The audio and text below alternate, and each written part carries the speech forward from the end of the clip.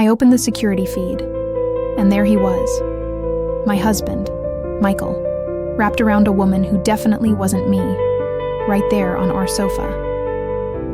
The camera angle was slightly tilted, showing her head buried intimately in his neck, and then he leaned down and kissed her hair, right on the spot where I usually rest my head when we watch movies. That small, tender gesture, a stolen intimacy in my own living room, was the moment the floor disappeared beneath me. It wasn't the proof I sought. It was the entire foundation of my life crumbling in real time. My name is Clara. I am 34, and until that moment, I was foolishly convinced I had the perfect life.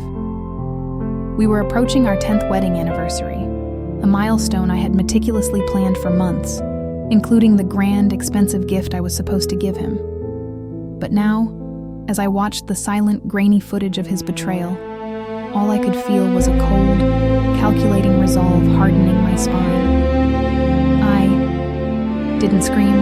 I didn't cry yet. I just absorbed the visual proof of the terrible intuition that had been whispering in my ear for weeks. For 9 years, Michael and I had been the textbook definition of stability. We had met in college, navigated career building together, bought the house with the wraparound porch, and argued only over who had to empty the dishwasher. Our routine was comfortable, predictable, and utterly safe. I trusted Michael implicitly, or so I thought. He was my rock, the man who smelled of sandalwood and freshly laundered shirts, the scent of home. Then came the shift. It started subtly, almost imperceptibly. First, it was the late nights that became more frequent, always excused by client emergencies. Then the physical distance, a slight stiffness when I tried to cuddle on the couch. But the undeniable, flashing red beacon of suspicion was the perfume. It wasn't the cheap, generic scent of a casual encounter. It was complex, floral, with deep, musky undertones. It was expensive, signature, and utterly feminine. The first time I smelled it, it clung to his jacket collar, faint but persistent, like a ghost refusing to leave. "What's that smell?" I asked innocently, holding the wool up to my nose. Michael quickly snatched it away. "Oh, that? Must be something from the office elevator. They spray air freshener." The lie was transparent, clumsy even, and it introduced a poison into my peaceful world. After that, every time he came home late, I inhaled deeply when he hugged me, desperate to detect that foreign scent. Sometimes it was faint, sometimes non-existent, but often, especially on Tuesday nights, it was undeniably there. It was a constant reminder that someone else was marking my territory. The doubt became a heavy weight in my chest. I started questioning everything. Was I projecting? Was I becoming one of those paranoid wives I always pitied? But the perfume was real. I had to know for sure, not just for my sanity, but for the plan that was already forming in the dark corners of my mind. I bought the nanny cam online, disguised as a charging station, installing it while Michael was allegedly away at a 2-day corporate retreat. I told myself it was just to prove I was wrong, that I was crazy, that I could finally exhale. But deep down, I knew what I would find. And when I checked the footage from my office computer, I found precisely the scene that shattered my decade-long illusion. The betrayal was confirmed, undeniable, and it happened in the center of our shared life. I closed the video feed. I didn't delete it. I saved it to 3 separate cloud drives. My hands were shaking, not from sorrow, but from a terrifying, icy focus. My initial instinct was to throw a vase, to scream until my throat bled, to demand answers right then and there. But I stopped. Screaming would only give him the power of immediate defense, the chance to manipulate or lie his way out of it. I needed to hit him where it hurt most, his sense of security and his ego. That's when I remembered the gift. Our anniversary was 3 weeks away. I had spent nearly $5,000 on a limited edition, Swiss-made watch he had been coveting for years. The receipt, carefully folded, was hidden inside my jewelry box. I looked at the calendar. 3 weeks of pretending. 3 weeks of acting, like the loving, unsuspecting wife, while he continued his routine, oblivious that the foundation of his perfect life had already been rigged to explode. I decided I would wait. I would let him believe he had gotten away with it. I would let him look forward to the grand anniversary celebration, the expensive dinner reservation, and the lavish gift. I would wait until the precise moment he felt safest, happiest, and most entitled to my love. For the next 21 days, I played the role of the devoted wife better than Meryl Streep. I complimented his new tie, listened patiently to his exaggerated stories about work, and even packed him a lunch on the day he claimed to be meeting with the regional manager. Every interaction was a lie, every smile a performance of pure, burning resentment. And every night I checked the receipt, confirming the return policy window. The night of our anniversary arrived. We were seated at the most exclusive restaurant in the city. Michael was radiating self-satisfaction, wearing the suit I had picked out, sipping expensive champagne. After the entrees, he reached across the table and held my hand, giving me that practiced, earnest look. "Clara, thank you for 10 wonderful years. I love you so much." I returned the smile, pulling out the small velvet box from my bag. His eyes widened with anticipation. "Happy anniversary, Michael." He snatched the box and tore into the wrapping. Paper, his excitement palpable. He gasped when he saw the watch, its polished face gleaming under the soft restaurant light. "Clara, this is incredible. I don't know what to say." "I know exactly what you should say, Michael," I replied, my voice calm, the coolness in my tone cutting through the celebratory atmosphere like glass. I slowly reached into my clutch, not for my own gift, but for a crisp piece of paper. I placed the receipt for the $5,000 watch right next to his plate. "The return window closes tomorrow morning at 10 a.m. You won't be needing it, since you won't be needing me." He stared at the receipt, utterly confused. Then, I pulled out my phone and played the video, turning the screen just enough so only he could see the image of him kissing her hair on our sofa. The color drained completely from his face. The expensive signature perfume I had smelled for weeks was now suffocating him in his own lie. The shock, the immediate crumbling of his arrogance, was the greatest anniversary gift I could have given myself. He tried to grab my arm, whispering frantic, pathetic denials, but I stood up, retrieving the watch and the receipt from the table. "Enjoy your life, Michael, but do it on your own sofa, with the woman whose perfume you prefer." Leaving that restaurant, walking away from 10 years of lies, was the hardest and most liberating moment of my life. The lesson was brutal. Never ignore the evidence your senses provide, especially when the scent of betrayal is so strong, it overpowers the smell of home. If you've ever had a gut feeling that something was wrong, that tiny detail that just wouldn't add up, please share your story in the comments. Your intuition is often the best security system you have. It started subtly, a fragrance I couldn't place, mingling with the familiar scent of his signature sandalwood cologne and the metallic tang of his aftershave. For 10 years, my life with Daniel had been a comfortable, predictable rhythm, defined by routine, his early morning runs, his late-night spreadsheets, the way he always folded the laundry perfectly. He was my anchor, the man whose every habit I could predict down to the brand of toothpaste he preferred. That security, that absolute certainty, was what made the first hint of disruption so violently jarring. It wasn't a brazen sign, like a lipstick smear on his collar or a strange receipt. It was the faint, expensive, almost powdery floral scent clinging to his work shirts when I pulled them from the laundry basket. Daniel used a heavy, woody cologne, a scent that smelled of earth and leather.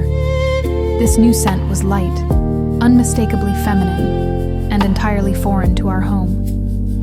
It was the ghost of someone else's presence, too delicate to prove anything, but too persistent to ignore. At first, I dismissed it with furious rationality.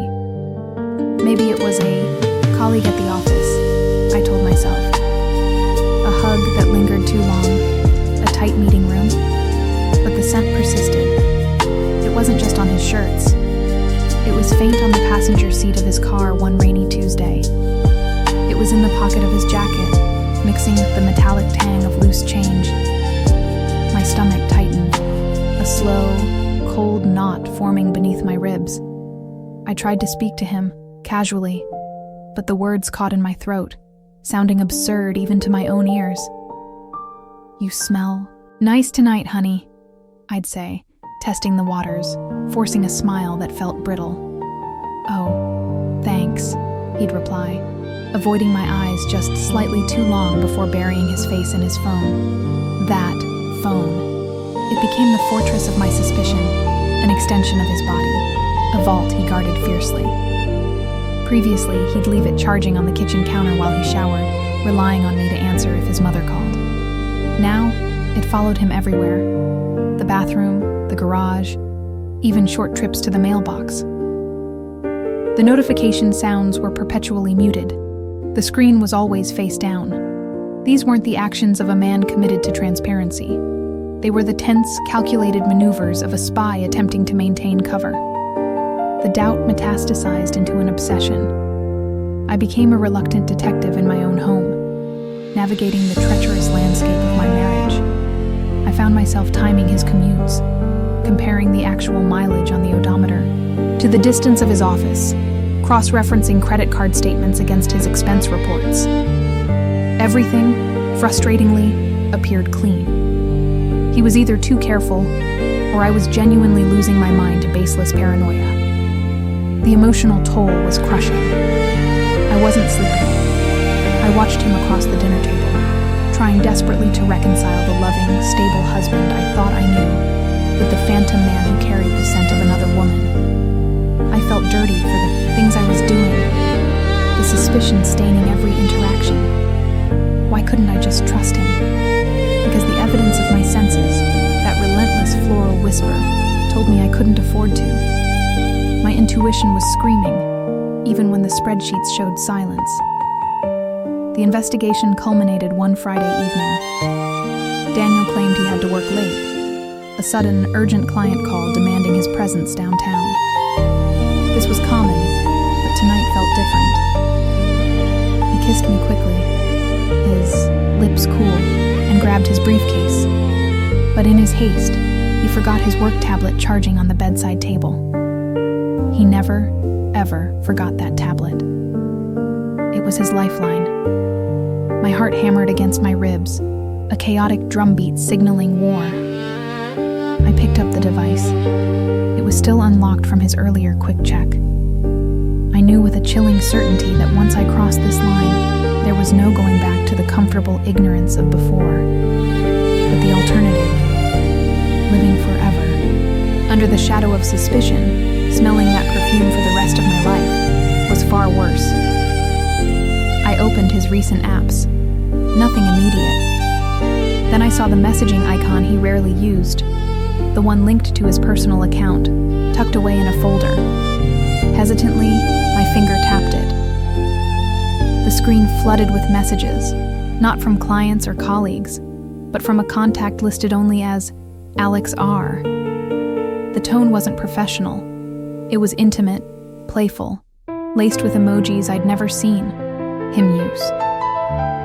My breath hitched, a painful gasp trapped in my throat. I scrolled quickly, the blood draining from my face as I absorbed fragments of stolen moments. Then I saw it, the message that confirmed every single sleepless night, every cold knot of doubt, every floral whisper. Can't wait for lunch tomorrow. Bring that perfume you prefer. The words were a physical blow, a punch to the gut that stole my air. That perfume you prefer. It it wasn't a random scent from a nigh colleague. It was chosen. It was specific. It was intimate. It was hers. The floral ghost now had a location and a purpose. I felt the slow burn of realization turning into volcanic, focused fury. 10 years of building a life based on a shared future, and he was casually asking someone else to tailor her presence to his preference. I didn't need to read the rest. I knew enough. The urge to scream, to smash the tablet against the wall, was overwhelming. But a cold, deadly clarity settled over me instead. I had the evidence. Now I needed the confrontation. And I knew exactly where to find them. His urgent client call was never at the office on a Friday night. His location history, another detail he'd forgotten to clear on the tablet, pointed directly to a chic, expensive Italian restaurant downtown, the one he always said was too snobby for us.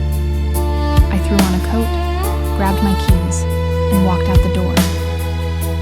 The scent of her preferred perfume still hung heavy in the air of my mind, leading me like a grim, inevitable beacon toward the destruction waiting downtown. I was going to walk into that restaurant not as his trusting wife, but as the final, unavoidable consequence of his choices. The cold December air hit my face, sharp and unforgiving, mirroring the sudden icy clarity that had replaced the warmth of my trust.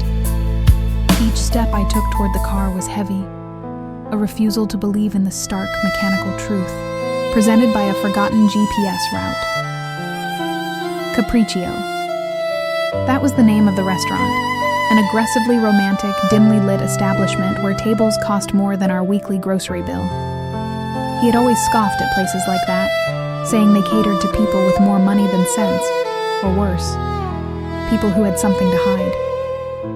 The entire drive downtown was a blur of flashing streetlights and internal screaming. I kept running through the signs, the tiny fractures I had, dismissed as stress or exhaustion. The late nights became more frequent, always preceded by the same vague phone calls about urgent project delays. The sudden, inexplicable interest in expensive new colognes. The way he guarded his phone, positioning it screen down as though it were a fragile artifact prone to sudden spontaneous combustion if seen by human eyes.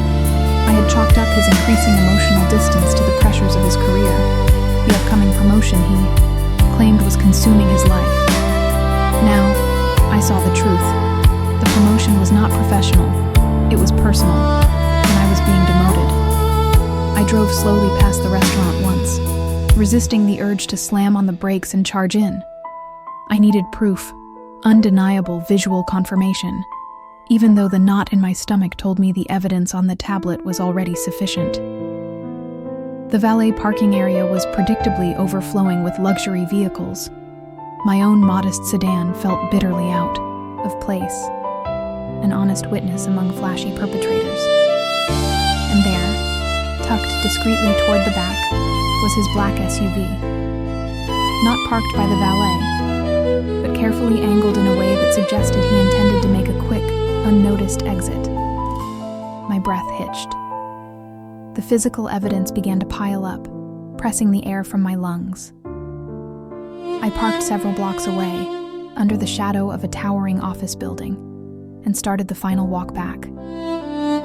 The smell of expensive leather and polished wood wafted faintly from Capriccio's entrance, a luxurious, suffocating aroma. I didn't want a scene. I wanted observation, swift confirmation, and then, perhaps, absolute, surgical destruction. The restaurant's front windows were floor-to-ceiling glass, usually obscured by heavy velvet curtains. But tonight, perhaps due to a large party or the holiday rush, the curtains were partially drawn back, leaving a narrow, tantalizing slit. I positioned myself across the street, near a newspaper stand, feigning interest in headlines I couldn't even register. My eyes scanned the interior, past the white linen tablecloths, the flickering candlelight, and the blur of waiters in black uniforms.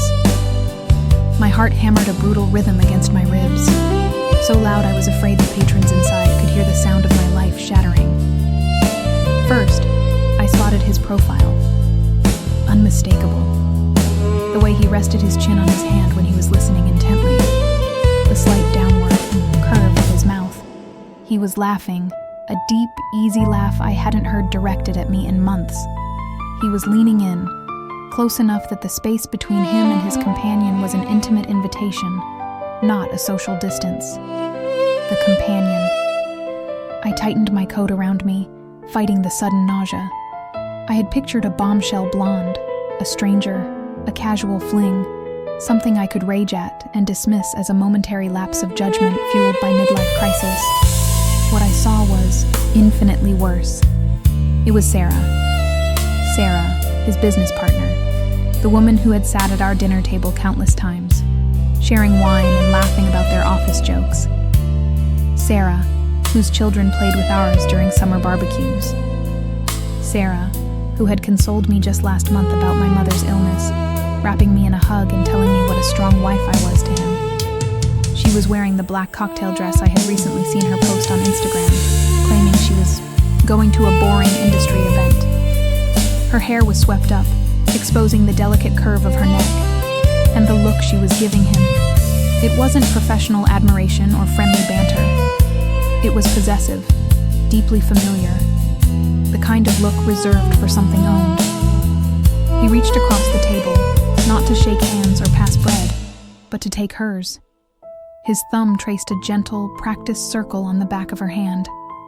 The movement was so small, so subtle, yet it ripped the foundation from beneath my feet. It was the movement of a man entirely comfortable, utterly invested. I felt a cold, paralyzing clarity. This wasn't a one-night mistake. This was a parallel life, carefully constructed and maintained right under my nose, woven into the fabric of our shared social circle. The late nights, the phone guarding, the cologne.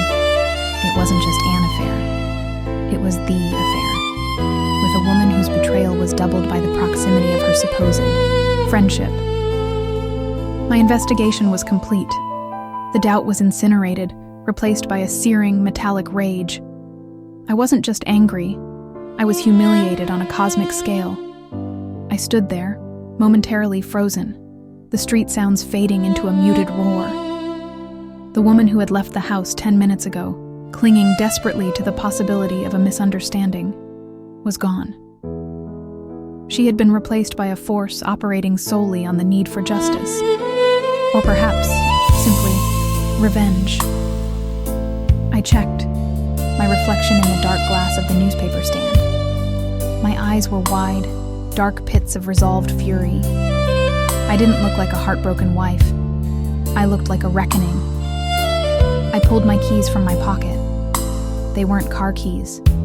They were the weighty brass keys to our shared home, symbols of the life he was carelessly gambling away. I gripped them so tightly the edges dug into my palm. It was time to stop watching. It was time to become unavoidable. I crossed the street slowly, deliberately. I walked past the line of luxury cars, past the nervous valet who didn't even register my presence.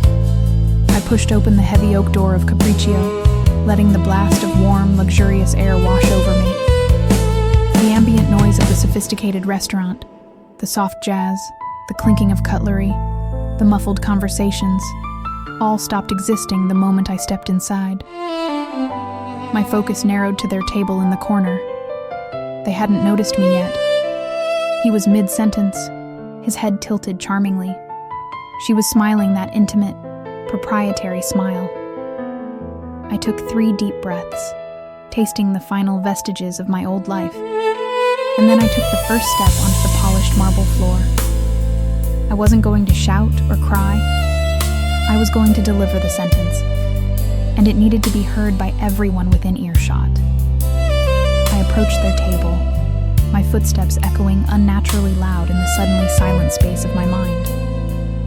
When I reached them, I didn't hesitate. I placed the tablet, still showing the damning GPS route to Capriccio, directly next to her untouched glass of expensive red wine.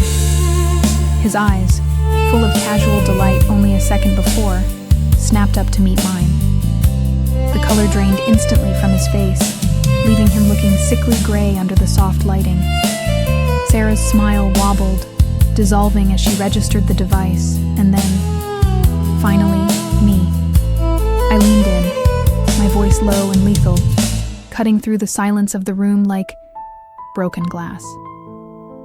"You forgot to clear the evidence, sweetheart," I said to him, but my gaze was fixed on Sarah.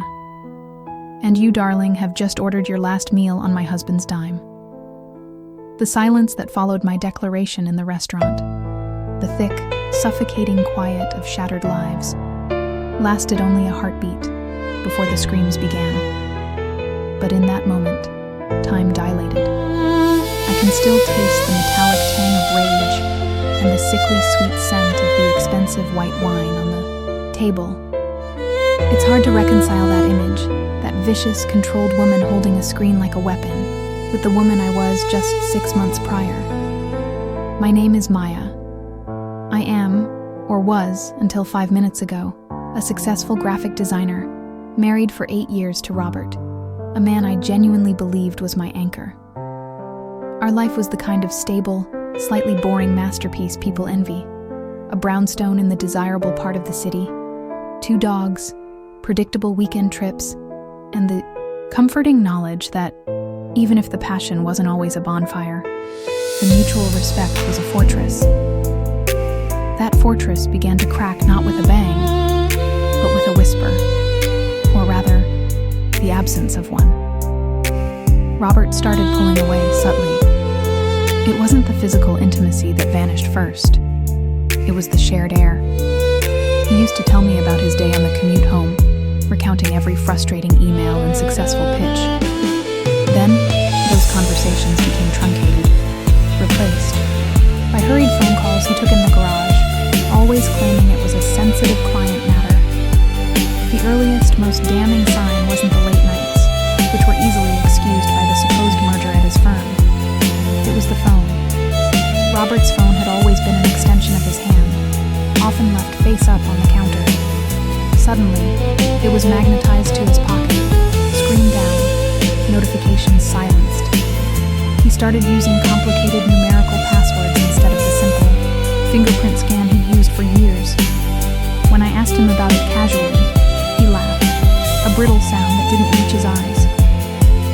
"Security upgrade, Maya. You know how paranoid the legal team is." I tried to believe him. I truly did. I spent weeks battling my own paranoia, fighting the urge to snatch the phone or check his email. I rationalized everything. He was stressed. He was overworked. I was being needy. The guilt of even entertaining the idea of infidelity felt heavier than the potential reality of it. But the small inconsistencies kept piling up, like sand washing away the foundation. I noticed that his favorite cologne, the woody one I'd bought him years ago, had been replaced. Now, he smelled faint, almost sterile, like expensive laundry detergent mixed with a vague, unfamiliar floral note. A scent that quickly dissipated once he was home. And then there were the receipts. I found a parking stub tucked deep into the liner of his work briefcase. It was for a parking garage downtown, miles away from his office. Stamped 11 p.m. on a Tuesday night, he swore he was hosting a remote video conference. The doubt solidified into a cold, hard lump in my stomach. I stopped sleeping well. My mind became a dedicated investigator, meticulously replaying every conversation, searching for the crack in his mask. I knew I couldn't confront him without evidence. He was too good a liar. I needed irrefutable proof, something physical that would stand up in court, or at least something that would stop my heart from beating wildly every time I saw his face. The breakthrough came accidentally, through technology's cruel efficiency. Robert had bought a new tablet for leisure reading, but he never really used it. It sat on his nightstand, mostly forgotten. Months ago, I had set up his default email and cloud storage on it. When I powered it up one rainy afternoon, purely out of desperation and morbid curiosity, I discovered he hadn't fully logged out of his secondary private Gmail account, the one he used strictly for personal finances and, apparently, secrets. I didn't have to wade through sordid messages. The evidence was presented to me on a digital platter, a calendar invitation. Dinner reservation, the Blue Rose, Saturday, 7 p.m. And right beneath the subject line, the terrifying confirming name of the guest, Sarah. Sarah. Not just a colleague, but Sarah Jenkins, my former college roommate, the woman who had cried on my shoulder when she divorced her first husband, the woman whose children I babysat last summer. The betrayal wasn't just physical. It was an architectural collapse of my social structure. I felt a scream trapped in my chest, a pressurized wave of nausea and heat. I didn't cry. Tears felt like a waste of energy I needed for revenge. My investigation phase shifted from searching for proof of what to gathering, proof of where and when. The Blue Rose was one of the city's most exclusive, romantic, and expensive restaurants. This wasn't a cheap motel hookup. This was a deliberate, ongoing relationship, cemented by shared high-end experiences. I spent the remaining 3 days plotting. I didn't just want to expose them. I wanted the confrontation to be public, irreversible, and deeply humiliating for both of them. I needed to catch them in the act, comfortable and unsuspecting. On Saturday evening, I told Robert I had a sudden headache and couldn't join him for the casual dinner we'd planned with friends. A dinner he had conveniently canceled earlier that day, claiming the friends were sick. He kissed my forehead with practiced tenderness, his eyes already distant, focused on the lie he was about to live. I didn't dress in black leather or dramatic attire. I chose my most professional, expensive suit, the one that screamed, successful, untouchable, lawyer. I wore minimal makeup, cold and precise. I wanted to look like an auditor, not a victim. I drove my car to a parking garage near the restaurant, careful to arrive exactly 10 minutes after their reservation time. I couldn't risk them seeing me approach. As I walked the final block, the heavy device, the secondary tablet with the synced calendar and the reservation details glaring on the screen, felt like an extension of my forearm. It was heavy, physical proof of digital infidelity. I paused at the entrance of the Blue Rose, taking a deep, shuddering breath. I located them instantly. They were in a corner booth, bathed in the soft, intimate glow of a table lamp. Sarah was leaning forward, her head tilted in that familiar, conspiratorial way she used to talk to me. Robert was smiling, genuinely smiling, the kind of relaxed joy I hadn't seen directed at me in months. The moment before I walked over, stepping past the polite host and into the intimate space of their deceit, I felt a terrifying calm descend. The fear was gone. The doubt was resolved. There was only the calculated clarity of execution. I approached their table, my heels clicking deliberately on the polished floor, a sound that finally drew Robert's attention away from Sarah's laugh. His eyes, initially full of irritation at the interruption, widened in pure, visceral horror when they recognized me, and then, only a second before, snapped up to meet mine. The color drained instantly from his face, leaving him looking sickly gray under the soft lighting. Sarah's smile wobbled, dissolving as she registered the device. And then, finally, me. I leaned in, my voice low and lethal, cutting through the silence of the room like broken glass. "You forgot to clear the evidence, sweetheart," I said to him, but my gaze was fixed on Sarah. "And you, darling, have just ordered your last meal on my husband's dime." His mouth opened, a silent, pathetic gasp of a man caught red-handed. Sarah reached tentatively for the tiny burner device I held, but I pulled it back, my grip tightening until my knuckles were white. The silence in that corner of Le Fleur was a heavy, suffocating thing, interrupted only by the distant clinking of silverware. "Don't," I warned her, the word barely audible over the piped jazz music. "Don't make this messier than it already is." I wanted to scream, to shatter the expensive china, to watch the blood drain from his eyes completely. But that moment of icy control was everything. It took every ounce of strength I had to not give him the satisfaction of seeing my pain. This victory had been meticulously planned, not fueled by raw, explosive emotion. My presence here, in the black dress he bought me last Christmas, was the culmination of 3 months of slow, agonizing realization. It hadn't started with a dinner reservation or a burner phone. It had started innocuously 3 months ago with a smell. We had been married for 12 years. 12 years of shared mortgages, inside jokes, and a routine so predictable it felt like a warm, thick blanket. Then the edges started to fray. I was folding his shirts, the crisp cotton smelling of our usual lavender detergent. But beneath the familiar scent, there was a faint, sharp note of something else. A metallic, slightly spicy cologne he never wore. When I mentioned it, he shrugged it off, blaming the new dry cleaner downtown. The explanation was flimsy, but I let it slide, attributing the flicker of anxiety to stress. Then came the phone calls. He never used to protect his phone. Now, it was glued to his hand, face down on the nightstand. If I walked into the room, the screen would instantly go dark, like a startled animal. The excuses piled up. High-level negotiations, sensitive data, new company policy. Each lie was small, easily swallowed, but together, they formed a knot in my stomach that refused to dissolve. The real shift, the pivot from doubt to certainty, happened one Tuesday. He claimed he was stuck in a board meeting until midnight. I was lonely, so I decided to make soup for him to reheat the next day. As I went to put the ingredients away, I noticed his coat, draped carelessly over a chair. Tucked into the inner pocket was a crumpled grocery receipt.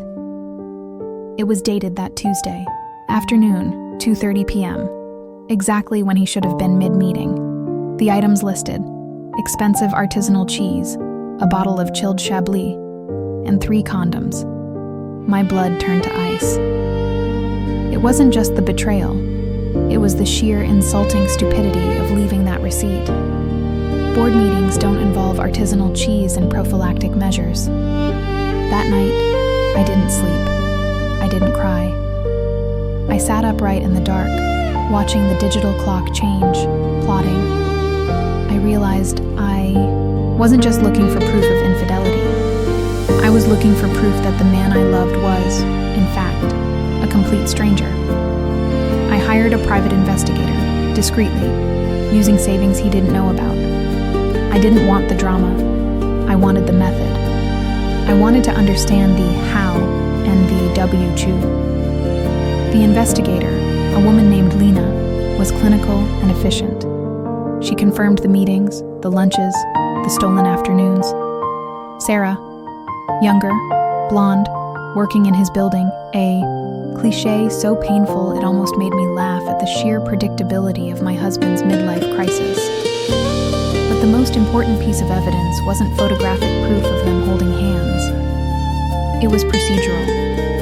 Lena discovered that he had set up a completely separate line, linked to a cheap, prepaid burner phone, which he used exclusively for Sarah. He kept it hidden in his golf bag, only taking it out when he claimed to be working late. He thought he was brilliant. He thought he was untouchable.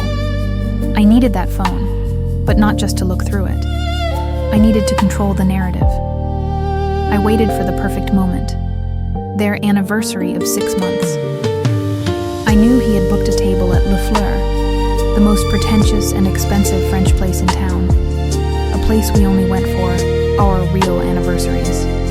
The symmetry was disgusting. The night before, while he was showering, I executed the final move. I knew the combination to his golf bag lock. Our first anniversary date, a pathetic detail. Inside, nestled amongst the teas, was the cheap plastic phone. I didn't unlock it. I simply swapped the existing SIM card with a cloned one I'd prepared. This cloned card mirrored his communications to a second device I carried, allowing me to monitor their entire interaction in real time. Then, I placed the phone back, right where he left it. I dressed impeccably that night, telling him I was meeting friends for a girls' night out. I watched him leave, smelling faintly of the spicy cologne, and felt nothing but cold resolve. I arrived at Le Fleur 30 minutes after them. I waited outside, the cold air sharpening my focus, monitoring the location tracker on the cloned SIM. I knew the moment they were seated, ordering the exact champagne we used to celebrate promotion. Then, I walked in. I remembered the feeling of the cold marble floor beneath my heels as I walked toward their table. My heart was a drumbeat in my chest, but my face was frozen in that calm, lethal mask.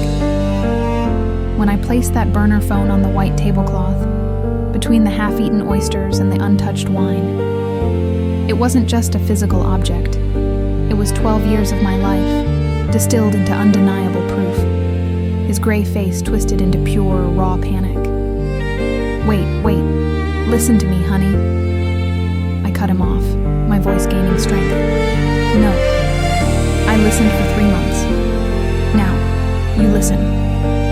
I picked up the phone I'd brought, the real one, connected to the cloned SIM, and pressed play. The recording filled the suddenly silent corner of the restaurant. It wasn't a shouting match. It was far worse. It was their conversation from 20 minutes ago, confirming their plans for the upcoming weekend, mocking my boring routine, and worst of all, laughing about the artisanal cheese receipt I had found. Sarah's breath hitched, realizing the depth of the trap. My husband looked like he was about to vomit. That, I said, pointing to the burner phone, is your evidence. And this, I pointed to the recording on my own phone, is your confession, delivered via a line I paid for. I've already filed the papers. You won't be coming home tonight. And darling, I looked at Sarah, who was desperately trying to disappear under the table. I suggest you run a credit check on him before you let him buy you another dinner, because every single penny he currently owns is tied up in assets I am now seizing. Mark's face, which seconds before had been puffed with indignation, crumbled into a gray, sickly mess. Sarah made a small, wounded sound, not unlike an animal caught in a trap, her expensive wine glass tipping slowly onto the white tablecloth. I didn't stay to watch the fallout. The satisfaction was already a dry, bitter taste in my mouth, built from 6 months of swallowed suspicions and sleepless nights. I turned and walked out of that ridiculous, overpriced restaurant, leaving the chaos I had meticulously engineered behind me. How did I get there?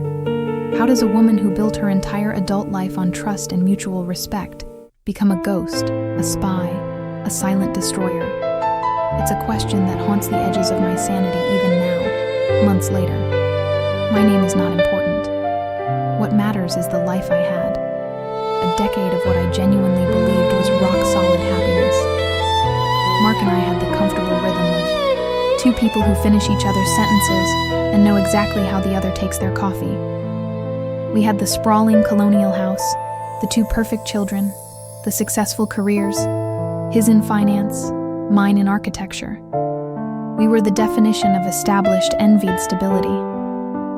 I trusted him not just with my heart, but with everything we had built. The first crack in the facade was so small, I almost dismissed it as a trick of the light, a symptom of my own stress. Mark started working out religiously. Now Mark was never out of shape, but suddenly, the gym bag was permanently attached to his hand, and the scent of expensive, unfamiliar cologne replaced his usual woodsy aftershave. He claimed he was preparing for a corporate marathon. I smiled, proud of his sudden commitment, even as I noticed the slight tension in his jaw when I suggested joining him for a run. Then came the late nights, the meetings in other cities that materialized without previous mention, and the sudden, aggressive secrecy surrounding his phone. He used to leave it charging on the kitchen island. Now it was locked away in his briefcase or kept face down, even when we were alone. He called it client confidentiality. I called it a red flag dipped in denial. I tried to talk to him, of course. That was my first naive mistake. "Mark, you seem distant." I started one Sunday morning, watching him scroll through a spreadsheet that looked suspiciously like a blank screensaver. He sighed, the sound heavy with manufactured exhaustion. "Darling, I'm under immense pressure at work. We're structuring a massive acquisition. If I fail this, the bonus is gone. And you know how much we need that for the kids' college fund." It was always about the kids, the future, the money. Unassailable shields against suspicion. And because I genuinely loved him, I accepted it, tucking the growing lump of anxiety deep into my chest. I told myself I was being paranoid, insecure, demanding. He was working hard for us. But the doubt metastasized. It fed on small, illogical things. The way he suddenly started leaving the house in freshly ironed shirts instead of pulling them from the wardrobe. The receipt for a dinner for two at a place I knew specialized in romantic proposals, hidden beneath a stack of utility bills. The fact that he was always too tired for me, but never too tired to meticulously polish his shoes before leaving at 6 a.m. The pivotal moment arrived 3 months ago, during a routine upgrade of our home network. I noticed a device registered to the Wi-Fi that was using a massive amount of data, but didn't belong to any of our known electronics. It was a burner phone, briefly connecting when he was upstairs. I stopped being the supportive wife that night. I became the investigator. I knew a full-blown confrontation would lead to immediate damage control and the destruction of evidence. I needed proof that was legally solid, not just emotional confirmation. I contacted Reese, a digital forensic investigator who worked primarily on complex corporate fraud cases. He was expensive, discreet, and didn't ask questions. I simply said, "I need to know where my husband's assets are going, and who they are going to." Reese worked in silence, a phantom in our perfect, expensive life. He installed monitoring software on Mark's work computer. Access I granted him using old administrative passwords I still knew. The results were slow, painful, and meticulously damning. The phone logs confirmed the affair was not a fling. It was a sustained relationship with Sarah, a junior associate at his firm, whose name Reese cross-referenced with the romantic dinner receipt. That was the emotional confirmation. It hurt, yes, a searing, visceral pain that made breathing difficult. But it was just the appetizer. The main course was the financial trail. Mark hadn't just been cheating on me. He had been systematically liquidating assets from our joint offshore accounts and moving the money into a complex web of holding companies and an irrevocable trust established in Sarah's name. This wasn't infidelity. This was premeditated financial destruction, designed to leave me with the house, the debt, and the legal mess, while he walked away clean with millions. He was planning to divorce me and financially obliterate me simultaneously. That realization, that the man I shared a bed with was not only unfaithful, but also a cold, calculated thief, extinguished the last flicker of love. It was replaced by a terrifying, focused clarity. If he wanted war, he would get a scorched earth campaign. I took the financial documents to my lawyer, who specialized in high-asset divorce and white-collar crime. We worked for weeks, building the case, freezing accounts, and preparing the legal equivalent of a tactical nuclear strike. The crucial piece of evidence, the final nail in his coffin, was the burner phone. Reese retrieved the deleted messages from a recent backup. Mark had been using the burner, not just to communicate with Sarah, but to discuss the final transfer of funds, a conversation I needed him to repeat, on record, knowing he was being recorded. I arranged the dinner at the very restaurant where he had taken Sarah for that romantic date months before, carefully selecting a table with good acoustics. I made sure my lawyer had the preliminary injunction ready to be served the moment the confrontation was complete. I walked into that restaurant not as a grieving wife, but as an executioner. I pretended to be happy, talking about the children, even raising a toast. Then, when the moment was right, when his guard was completely down and Sarah was giggling over their shared secret, I struck. I handed him the burner phone, which Reese had reactivated just long enough for Mark to see the familiar number on the screen. His eyes went wide, the color draining from his face as he realized his private world had been invaded. "Tell me, Mark," I had said, my voice low and steady. "Who is going to manage the Cayman accounts now that you've been served with the restraining order on those assets?" He panicked, exactly as I knew he would. He started rambling, trying to justify the asset transfer as a tax strategy, not realizing that my phone, resting innocently beside my water glass, was recording his frantic, detailed confession of financial manipulation. "That," I had said, pointing to the burner phone, "is your evidence. And this," I pointed to the recording on my own phone, "is your confession, delivered via a line I paid for. I've already filed the papers. You won't be coming home tonight. And darling," I looked at Sarah, who was desperately trying to disappear, under the table, "I suggest you run a credit check on him before you let him buy you another dinner, because every single penny he currently owns is tied up in assets I am now seizing." The double glass doors of the restaurant swung shut behind me, silencing the sound of his inevitable, pathetic pleas. The night air was cool, clean. I hadn't cried during the confrontation. I didn't cry then. I had traded my grief for justice, my innocence for survival. I had lost a husband, yes, but I had saved my future, and perhaps more importantly, I had rediscovered a strength I never knew I possessed. The lesson is brutal, and one I feel compelled to share. Don't let suspicion fester into silent acceptance. If something feels off, it is. Trust your gut, but document everything. Don't confront the lie. Gather the evidence and build the case. If you have ever felt that cold dread in the pit of your stomach, that feeling that the person next to you is a stranger, remember this story. Don't wait for them to destroy you financially or emotionally. Get professional help, secure your information, and turn the tables with surgical precision. Because sometimes, the only way to save yourself is to become the calmest, most organized storm they have ever witnessed. That cold, paralyzing realization that you are married to a ghost, a carefully constructed illusion, didn't hit me with a bang. It was a slow, deliberate drop in temperature, starting in the periphery and creeping inward until my core was frozen. The decision to become the organized storm was less about righteous anger and more about survival. I couldn't afford to explode. I needed to become invisible, the quiet observer of my own impending disaster. The first concrete step was terrifyingly simple: the office. For the last 2 years, Mark had instituted a privacy policy around his work, citing sensitive client data. The door to his home office, which had always been open, was now perpetually locked. I accepted it then as professionalism.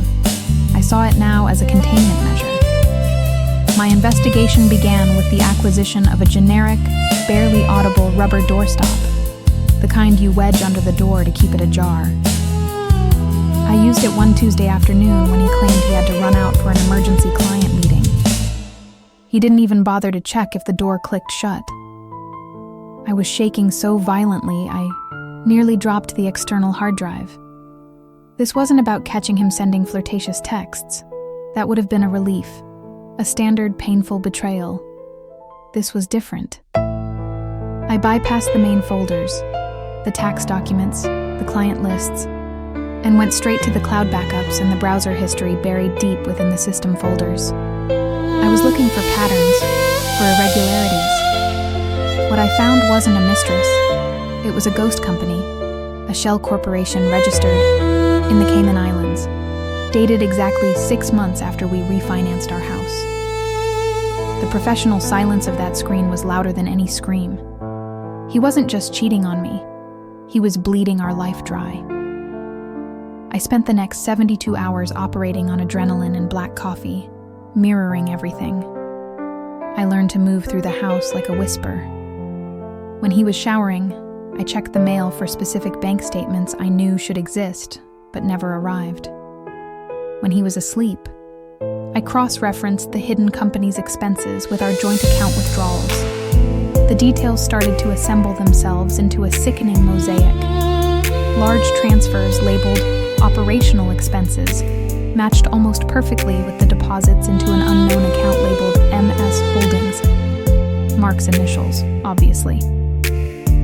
The financial evidence was overwhelming, but the emotional cost was crushing. Every time Mark looked at me and asked about my day, every casual kiss goodnight felt like a theatrical performance designed solely to keep me docile. I was living with a brilliant con artist who had chosen me as his long-term mark. The doubt deepened from a nagging fear to an absolute certainty that my entire foundation was rotten. I started documenting not just the money, but his behavior. The sudden interest in exotic travel documentaries, the expensive new watches he claimed were gifts from clients, the way he meticulously cleaned his briefcase every single night. The truly chilling part was the realization that I had provided him the perfect cover. I had a demanding job. I trusted him implicitly. I was the dedicated, slightly naive wife who handled the day-to-day logistics while he managed the big finances.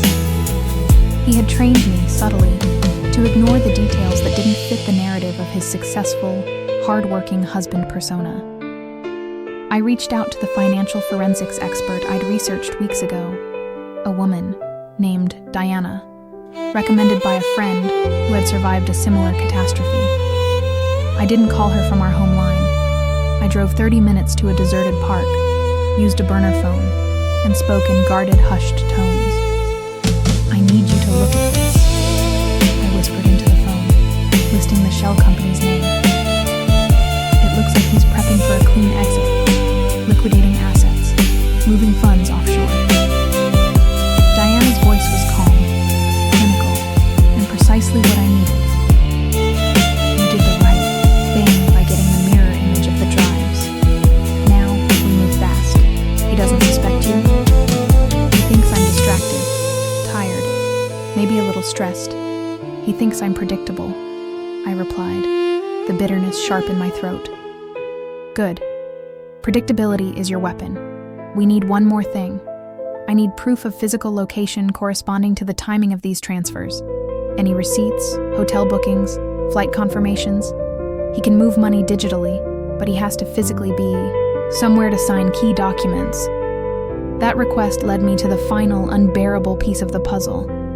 Mark had a drawer in his dresser, supposedly filled with old college t-shirts. I waited until he was at the gym, an hour I knew was strictly dedicated to his routine. Inside the drawer, under a stack of faded cotton, was a thin manila envelope. My heart hammered against my ribs, a desperate drum solo trying to break free. Inside were 3 things: a notarized document detailing the transfer of our primary investment portfolio into MS Holdings, signed by him, a ticket stub for a flight to Geneva from 3 weeks ago, a trip he had claimed was merely a long weekend at a fishing retreat with clients, and a photograph. The photo was small, taken outside a gorgeous chalet nestled high in the Swiss Alps. Mark was smiling that wide, charming smile I used to love, his arm around a woman. She wasn't a mistress in the typical sense. She looked like him, well-dressed, sharp, professional. But what dropped me to my knees was the detail in her left hand, which rested lightly on Mark's chest. On her ring finger, a diamond solitaire, not just any ring, but the heirloom diamond from my grandmother that Mark had insisted we sell last year to invest in a better future. The future was right there, in the Swiss Alps, planned without me. It wasn't just financial fraud. It was a replacement, a carefully staged life waiting to happen. The moment he pulled the plug on ours, The realization was complete, undeniable, and utterly devastating. I wasn't married to a con artist. I was married to a man who had already moved on, who had replaced me and was simply waiting for the optimal moment to make my financial ruin official. I remember staring at the photograph, the image of their perfect stolen life blurring through my tears, and realizing that the scream I had contained for months wasn't going to be released in chaos. It would be channeled into strategy. I carefully replaced the envelope, adjusted the t-shirts, and closed the drawer. The investigation was over. It was time for the action phase to begin. I had all the evidence.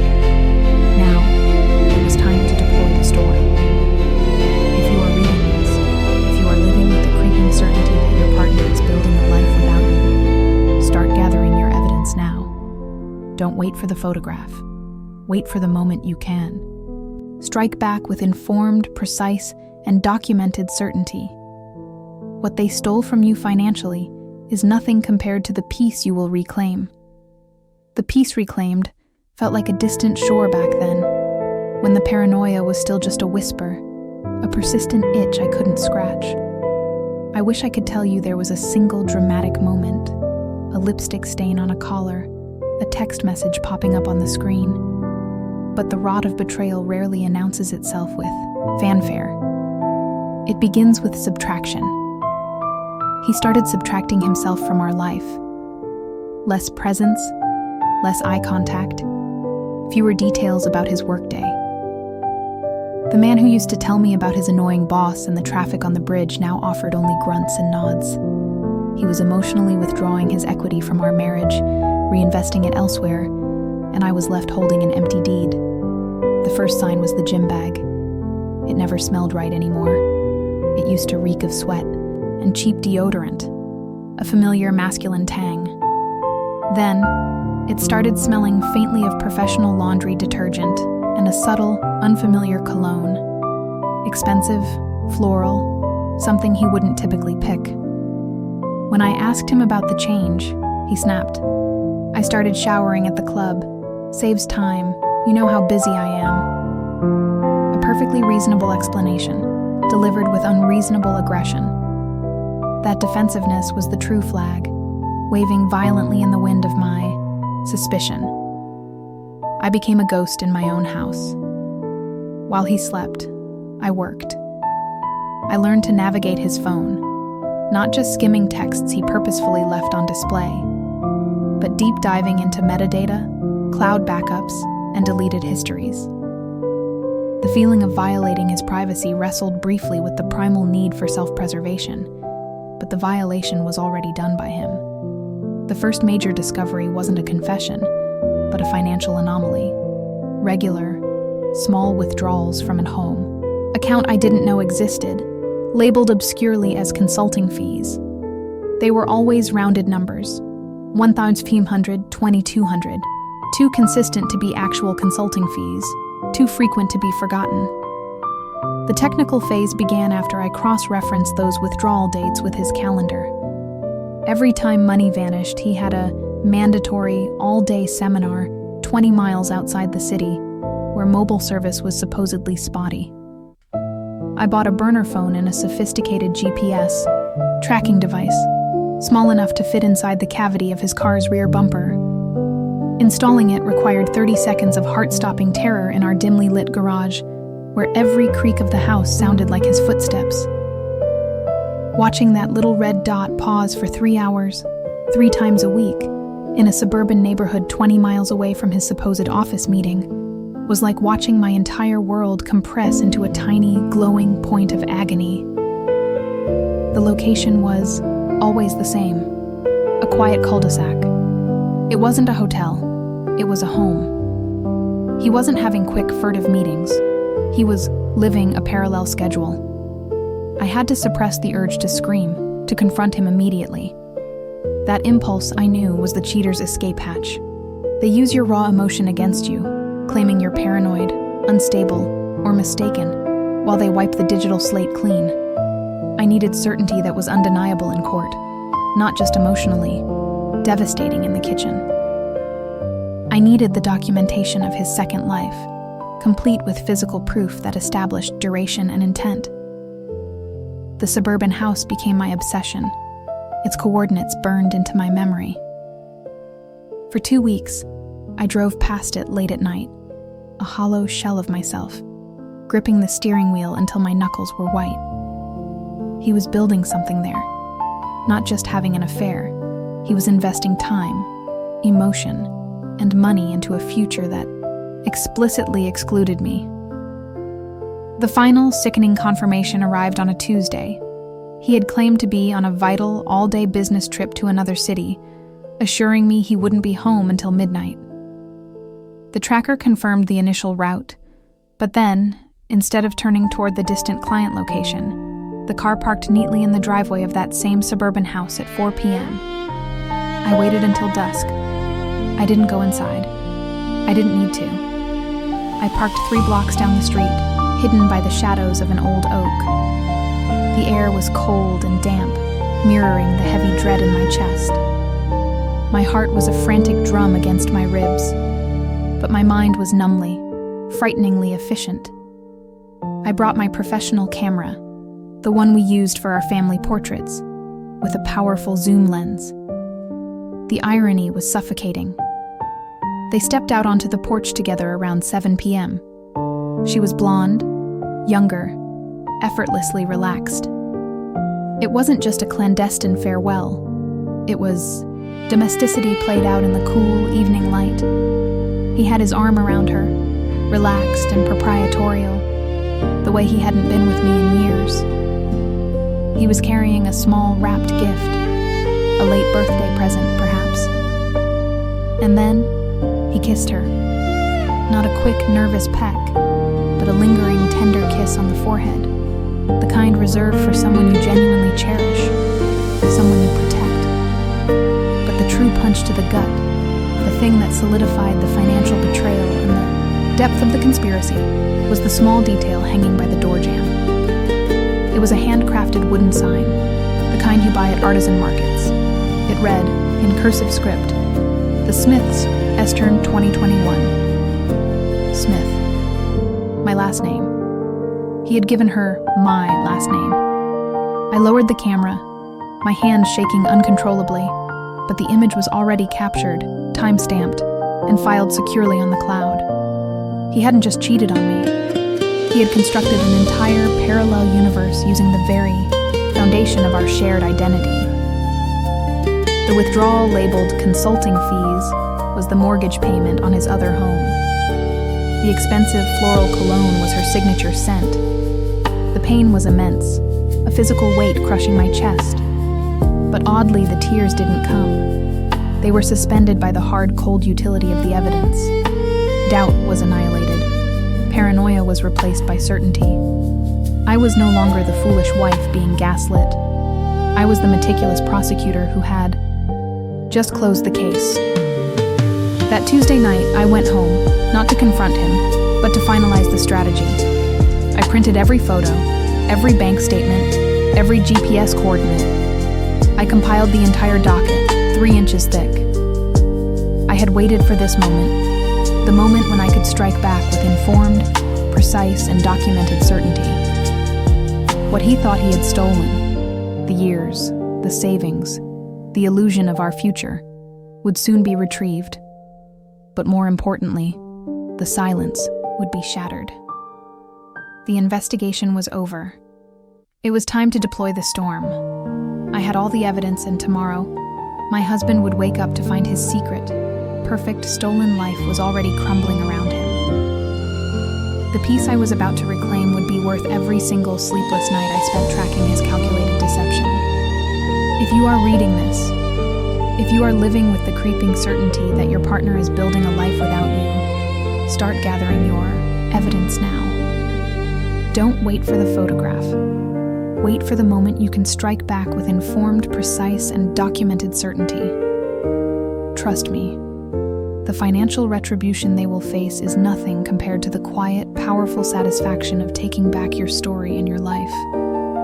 That quiet satisfaction, the kind that settles deep in your chest after months of holding your breath, only came after the storm. But before the legal papers, before the calculated strike, there was the suffocating, insidious fog of uncertainty.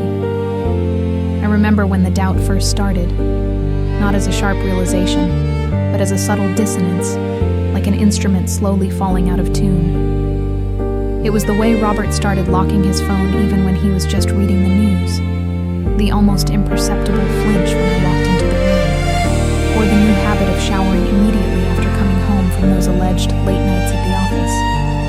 He didn't suddenly transform into a monster. That would have been easier. Instead, he became subtly absent.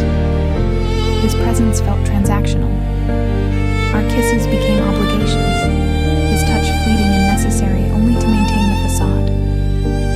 The physical distance between us in bed widened until the cold space felt like a third person, watching. My heart, once so sturdy, began performing a constant, anxious tremor, vibrating beneath my ribs every time his car pulled into the driveway. I was living on the edge of a cliff, peering into the abyss, unable to decide if the paranoia was mine, or if the ground beneath my feet was genuinely crumbling. The breaking point arrived with a tie. Robert insisted he had been wearing the same navy silk tie for his Monday meeting, the one I had gifted him on our anniversary. But when I was putting laundry away, there it was, crumpled at the bottom of the hamper, stained faintly with a synthetic floral scent that was definitely not my expensive sandalwood perfume. It was a tiny thing, easily dismissed, but it was the first tangible fracture in his meticulously constructed reality. I held that tie, the silk cold and yielding in my hand, and in that instant, I stopped being a wife consumed by self-doubt and became an investigator focused on data. I knew I couldn't confront him without proof. His charm was too potent, his lies too practiced. He would spin the story, gaslight me back into subservience, and then, knowing I was onto him, he would cover his tracks completely. I had to gather evidence with the precision of a forensic analyst, silently and relentlessly. My investigation began with the financial records. I had always handled the joint accounts, but now I scrutinized every line item. Nothing major stood out, but there were recurring small anomalies. Frequent late-night charges at an expensive coffee shop near the financial district, purchases of luxury grooming products he never used at home, and, most damningly, a sudden, recurring subscription payment to a VPN service that was not related to his work. The VPN was my first real lead. Why would he need to hide his browsing history so aggressively?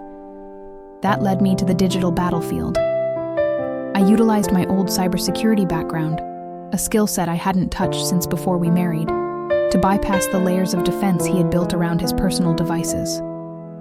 I wasn't just checking his phone. I was mirroring his activity, logging his metadata, and searching for the ghosts in his system. I felt like a thief in my own home, sneaking around after 2 a.m., the blue light of the laptop reflecting the cold, hard certainty growing in my eyes. Sleep became a luxury I couldn't afford. My diet consisted of lukewarm coffee and the adrenaline spike of near discovery. The exhaustion was immense, but the fear of being truly blindsided kept me going. I planted a tiny GPS tracker in his briefcase, setting parameters that alerted me if he deviated from his standard routes. For weeks, the pattern was consistent. Home, office, gym, home. Then, the alerts started. Every Tuesday and Thursday afternoon, between 3 p.m. and 5:30 p.m., the tracker indicated a stationary location 10 miles outside the city limits, in a residential area I didn't recognize.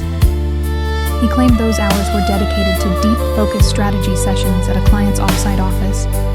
I cross-referenced the GPS coordinates with the credit card statements and found a spike in Uber Eats deliveries to that exact address on those specific days. He wasn't just having coffee. He was having meals, elaborate ones, judging by the expense. The tension was now a physical coil in my stomach, twisting tighter with every piece of data I collected. I knew the truth was locked away in that house, 10 miles away. I needed the definitive image, the proof that wasn't just circumstantial. One Tuesday, feigning a migraine, I told Robert I was going to bed early. As soon as his car pulled out of the driveway, I was in my own, driving straight to the coordinates. The neighborhood was quiet, upscale, filled with neat lawns and the anonymity of suburban comfort. I found the house easily. A charming, modern bungalow, clearly well-maintained. I parked several houses down and waited, the engine running just enough to keep the heating on. My hands gripped the steering wheel so tightly my knuckles were white. This was the moment of truth, the final drop into the abyss. If I was wrong, if this was truly a client's office, I would have to apologize for my paranoia and live with the shame. If I was right, my marriage was over. I sat in the darkness, watching the lighted windows, the anxiety replaced by a chilling, clear focus. Then, I saw her. The side door opened, and she stepped out to retrieve a package from the porch. She was younger than me, blonde, impossibly radiant, wearing one of Robert's oversized gray sweatshirts, the one he claimed had shrunk in the wash. She was laughing, looking back over her shoulder and saying something playful.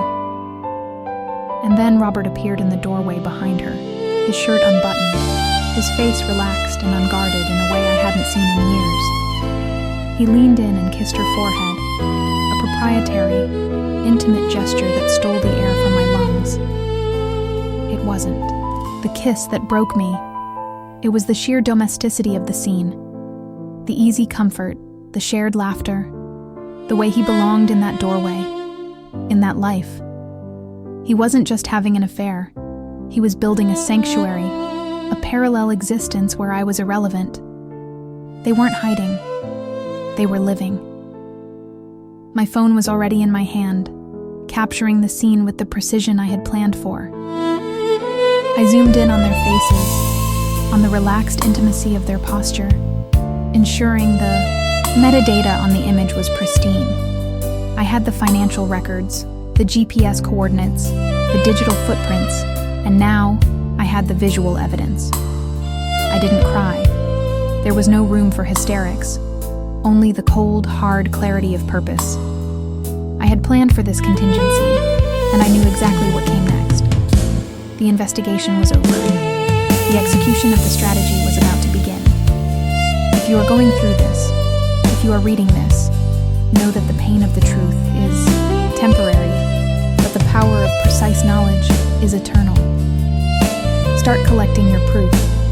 Don't wait for your partner to decide your fate. Take control of the narrative, and when you strike with documented certainty. It is the only way to truly take your story back. The execution began not with a scream, but with the quiet, chilling sound of a porcelain mug being set down precisely on a mahogany coaster. I was waiting in the living room when Daniel finally returned, humming a tune from a mediocre pop song, carrying the air of a man entirely comfortable with his double life. I didn't turn on the main lights. I used a focused floor lamp, creating a tight pool of yellow light on the glass coffee table where everything was laid out. He stopped humming when he saw the arrangement. It wasn't a pile of angry scribbles or printed chat logs. It was a file, indexed and tabbed, bound in a professional black cover. It looked less like a declaration of war and more like a quarterly financial review. The sight of that organizational precision stopped him cold. "What is this, Sarah?" His voice was laced with the practiced irritation of a man inconvenienced, not a man caught. I didn't rise. I didn't even raise my voice. "It's a comprehensive summary, Daniel. I've titled it, Project Phoenix, The Dissolution of Shared Assets. It details everything from the hotel reservations you booked for your conference in Atlanta to the specific GPS coordinates logged from your fitness tracker the night you claimed to be working late at the office." I pointed to tab 3, labeled Financial Discrepancies. "You tried to hide the expenses by labeling them as consulting fees to a shell company. Unfortunately for you, the company is registered in your brother's name, and the paper trail leads directly to the leasing agreement for a 2-bedroom apartment near the city center, which happens to be solely occupied by the woman whose contact photo you changed to IT support. He finally dropped his keys. The sound was deafening in the silence. His face cycled through shock, confusion, and finally, a pathetic attempt at aggression. You went through my things? You spied on me? That's illegal. No, Daniel. I corrected him calmly, pushing the binder forward. I didn't spy. I observed, collected, and documented.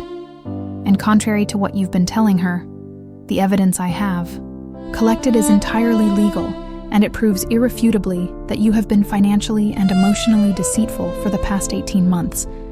Your attempts to hide assets are documented here. My lawyer has this same binder, and he filed the divorce papers 3 hours ago. That was the moment the reality hit him. Not the accusation, but the finality.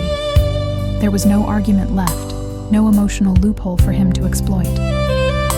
My strategy had accounted for denial, anger, and bargaining.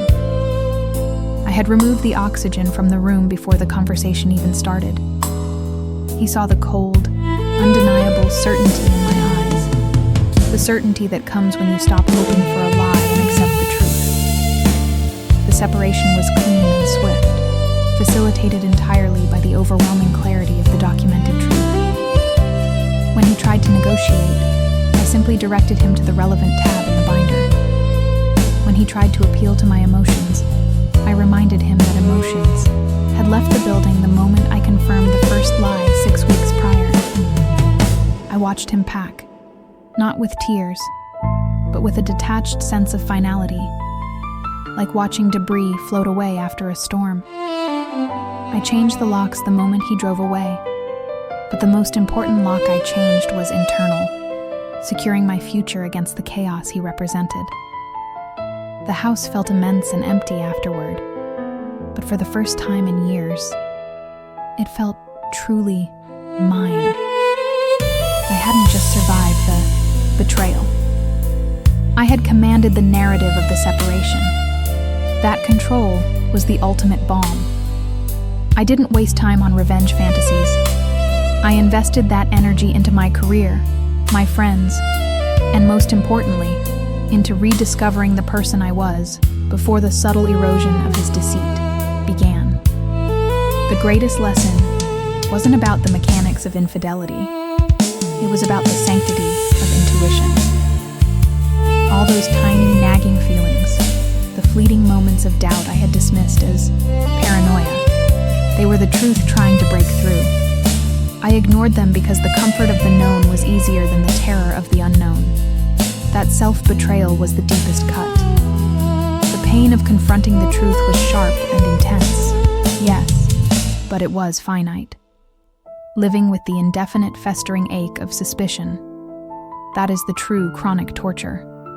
The strategy I employed, the disciplined collection of facts, transformed me from a passive recipient of fate into an active architect of my destiny. When the foundations of your life crumble, you must be the one to gather the strongest materials available, and those materials are evidence, documentation, and undeniable facts. Only then can you build something truly impervious to future lies. If you are reading this, and you feel that cold knot of doubt tightening in your chest, stop waiting for permission to investigate your own life. Stop fearing the confirmation of your worst fears, because the fear is already consuming you. Do the disciplined work. Gather your proof, not to start a fight, but to end the confusion and secure your future. Take control of the narrative, because your story is too important to be written by someone else's lies. If my journey from desperate suspicion to documented certainty helped guide you, please share your own experience in the comments below.